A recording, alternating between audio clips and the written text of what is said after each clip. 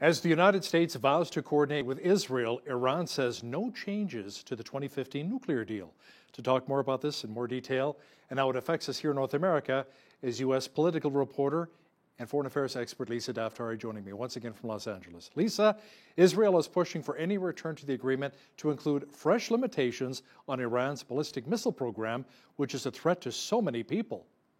Yeah, and that's at the very worst. Look, Israel obviously is pushing for there to be no deal and no warming of relations between the U.S. and the West and Iran's regime, and to continue something along the lines of Donald Trump's pressure campaign, which was actually working at curbing some of the activity by the Iranian regime to build a nuclear weapons program, to export terror, to fund terror groups in the region like Hezbollah and Hamas, the Houthis in Yemen, and the list goes on. Now, Israel is saying, well, if you will have a deal, at the very least, please include in the fine print that they will not be able to have a ballistic missiles weapons program, and they won't be able to enrich uranium after a certain point, and that they will have limitations. There actually be some sort of leverage here for, Iran to minimize the amount that it produces in terms of a weapons program. Look, it seems like the Biden administration is very gung-ho on jumping right back into a deal, and the Iranian regime is counting on that. That's why they're calling the shots. And in the headline that you read, the Iranian regime is saying, look, no changes, meaning we have come away from that deal. We have, we're enriching uranium at a certain level. We are going to go after a weapons program. And guess what? We're not going to stop. We're not going back to the original deal because the U.S. left the deal. So you can tell by who's calling the shots here as to who thinks that the Biden administration is quite weak and will listen to them. So it's quite interesting to see how this plays out. Absolutely. Commander of CENTCOM, General Kenneth McKenzie, will arrive in Israel later this week and what will be the first high-level visit by a top American official since Joe Biden was sworn in as president last week. Lisa, what's so significant about this visit? Yeah, it's a good sign for those who are extremely worried about the Biden administration just throwing Israel under the bus, like his predecessor did, I should say, who his running mate did, President Obama, with really turning his back on Bibi Netanyahu and Israel completely. Obviously, a huge departure from the Donald Trump presidency, which was extremely friendly towards Israel, and vice versa. They had a wonderful relationship in which they signed deals and were able to push a peace deal through, etc. This trip, at least the optical aspect of it, is quite important to say, look, we're going to take into account what Israel wants, what Israel needs, and that they are our ally. It's an acknowledgement. If you remember, President Obama never went to Israel. He was probably one of the more, modern presidents that didn't visit Israel, our biggest ally in the region. So it's quite important to maintain the relationship with Israel. The United States relies on them for intelligence, for technology, and of course, geopolitically, our main ally in the region and in Arab world. We'll see what happens if there will be a deal, but we know that many in the Biden administration are very much pro getting back into an Iran deal, and we'll see how Israel feels about that. Now, Israel officially opened an embassy in the United Arab Emirates with the arrival of an envoy. This is pretty significant, isn't it?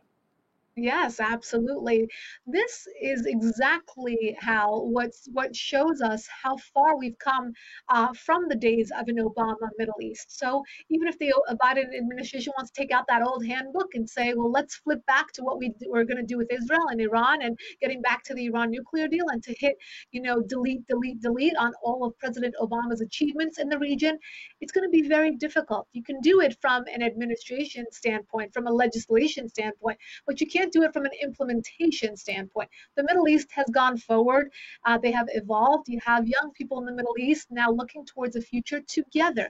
So you're having the embassies from the UAE in Israel, and vice versa. You have the warming of real relations. Again, how you and I spoke about how this is no longer just a piece of paper. This is an actual relationship where they will be exchanging tourists and technology and having weddings in Dubai, Israeli weddings in the United Arab Emirates.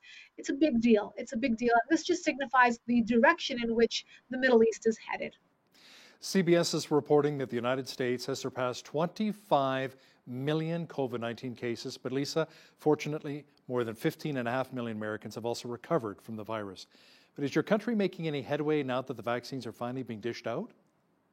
Well, we hope so.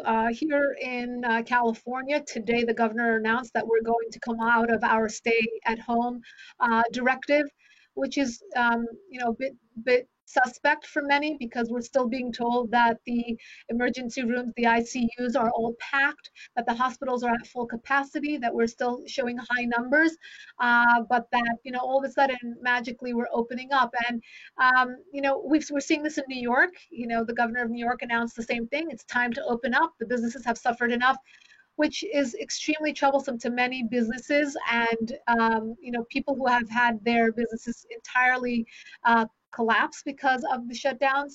The timing of all of this is extremely questionable. Look, if we're in a pandemic, if the ICUs are packed, then that's why we are closed. It doesn't just mean that we're, a week into the Biden presidency that all of a sudden everything is peachy and that everything's going to open back up. So we need some numbers. We need some science, and we need to see why all of a sudden, even though we're still hearing that the hospitals are at full capacity, that they feel that we're going to be okay to get off of our stay-at-home directive.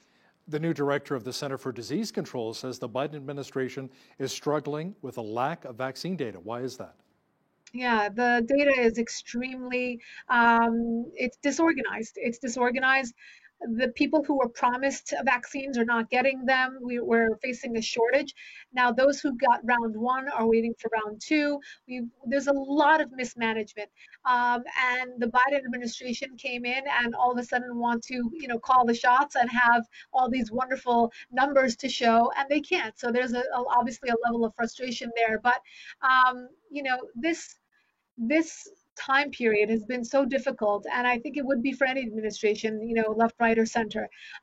But the Biden administration has to look at this and say, it wasn't all Donald Trump's fault. Any person who would be in office would have to deal with the craziness of all of this, the newness of all of this, and hopefully we can get back on track to be organized, to get some data, to really hear more about what this vaccine is doing. We can take a look at a country like Israel. Israel has had a tremendous, they're in a league of their own with regards to the number of vaccines they have per capita, they have administered. And, we just don't have those kinds of numbers here in the United States. As tensions continue to rise between China and Taiwan, a U.S. carrier group has made its way to the South China Sea. Tell me more about that. Yes, this is another episode of China flexing its muscles and doubling down on its animosity towards its neighbor Taiwan, and the U.S. saying, look, we've already chosen sides. We're going to be with Taiwan. We're going to support them and anyone, frankly, that China tries to mess with. And why is that? Because we know that China's agenda in the region is to expand its exposure, expand its influence, and to take over all the countries surrounding the sea. And the U.S. won't stand for that because it will mean that our assets there are going to be at risk as well. And it will mean more of a growth and more of access for China. We're trying to curb that. Bringing it closer to home for just a moment, in the wake of the riots at the Capitol, Lisa, lawmakers are now considering an increase in surveillance. What will that actually look like? Big brother trying to strike down once again. This is awful. It's a slippery slope. And Al, you and I have spoken about this before with all of the COVID regulations. On the one hand, we understand we're living in a pandemic. This is unprecedented. We are, doing things that will potentially and hopefully keep Americans safe. I know many countries around the world are doing the same. But at the same time, we don't want the stripping of our liberties to become a norm. So all of a sudden, you have now, we had the Capitol Hill incident, but now do we need cameras on every street? Do we need someone watching us? Do we need to be, told where to go, how to be, for businesses to be shut down, to wear a mask? All of the regulation that's coming with this, and what will it mean in the aftermath? I think that's what it's going to come down to. How much will Americans get used to the status quo, or the new normal, as everyone calls it, and how much will we fight back once we are out of this chapter? Now, here's an interesting story coming out of India. That Southeast Asian nation has launched vaccine diplomacy with gifts of COVID-19 vaccines to neighbors. Yeah, isn't that interesting? India has been one of the most hard hit nations. They have been it's been so difficult for them to come to terms with even dealing with the numbers, the sheer numbers of people spreading. And, that country has a very high population, a very dense population, and so it's understandable how it's been spreading so fast. Now they've been trying to get themselves vaccinated and get the vaccine as quickly as possible, and so they've launched this program in order to bring some sort of unity to the country, bring some, they're having obviously problems with China on one border. They're having problems with the farmers, the protests there. So they've been hard hit, and it's been a very difficult year for them. So hopefully some good news for people there who could be cheered up and again, bring the country together. Lisa, we are seeing constant anti-lockdown protests around the world, where you are in the U.S., here in Canada. But the latest one took place in the Netherlands, where protesters were seen sparring with police, and rioting youths in a Dutch village also torched a virus testing center. Yeah, I think people are done with this new normal, as they call it. Again, you're dealing with populations that don't want to be told what to do, and when to do it and how to do it. We're used to our freedoms, and when you're used to your freedoms and someone's telling you you can't go somewhere, you can't do something.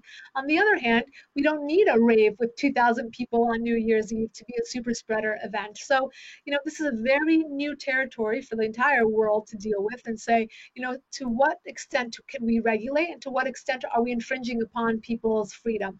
I think the answer is somewhere in between, where we can, all be responsible individuals and not contribute to the spreading of this virus, but at the same time, not be regulated to the point where people are doing things underground, getting haircuts underground, like Nancy Pelosi going to the hair salon, or getting their nails done underground, or going to each other's homes and gathering there instead of going to a restaurant and spreading it that way.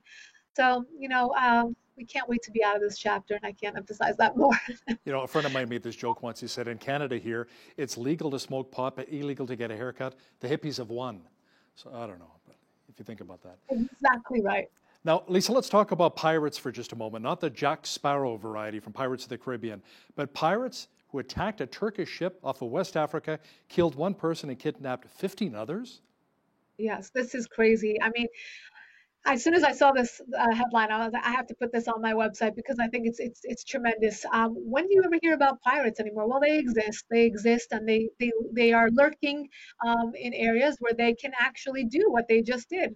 They abduct, they steal, they rob, and in this case, they actually killed one individual and abducted 15. Now, they're probably hoping to get ransom. They've robbed them. They've stripped them of everything that they have, and they're exactly that from the movies, from the cartoons. They're pirates, so they're waiting to really, exploit whoever comes into their territory. It's like the mafia of the seas, and this was really a tremendous story to hear in our time.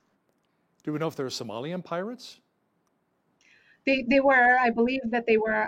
It's interesting because this is in the West Indies. It's an area where you have a lot of different people different types of ships coming through. They happen to be Turkish in this case. So it's really an interesting story. We'll have to see the reaction from the Turkish government as to how they deal with this and getting their citizens back. Our foreign affairs expert and political reporter Lisa Daftari joining me once again from Los Angeles. Thank you, Lisa. My pleasure.